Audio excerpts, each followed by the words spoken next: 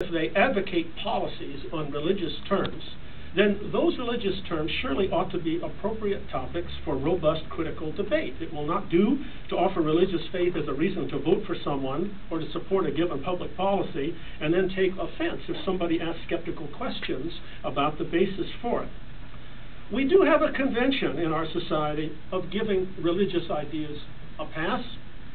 When Al Gore, during his presidential campaign, claimed to resolve life's tough questions by asking what would Jesus do, he could count on the respectful silence of those who doubted the guidance actually provided by this principle of applied ethics.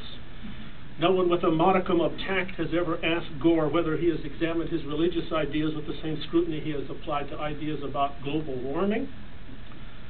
But what would happen if we began pressing people like Gore and Romney on their religious ideas? What would happen if we actually had a robust public debate about religious ideas as such in our society?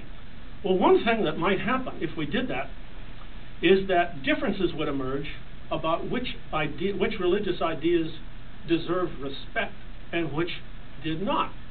And there might be a quarrel over which religious ideas had cognitive plausibility and which did not.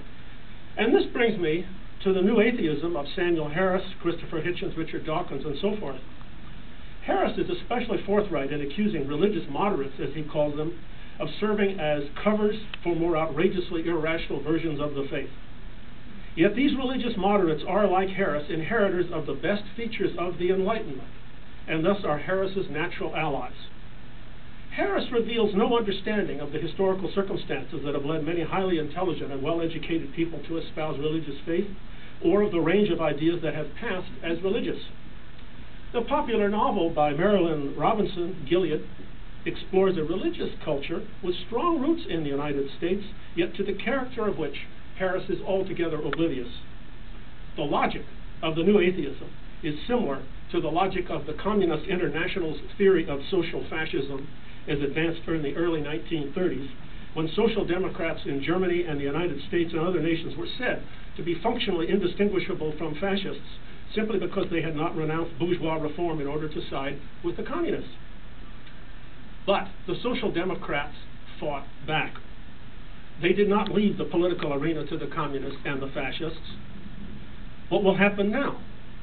Will the people Harris calls religious moderates be able to mobilize? And if so, with what alliances? Can there be a working alliance embracing a broad dispersion of secularists with a variety of religiously affirming Protestants, Catholics, Jews, Hindus, Muslims, Buddhists, and others? I'm not sure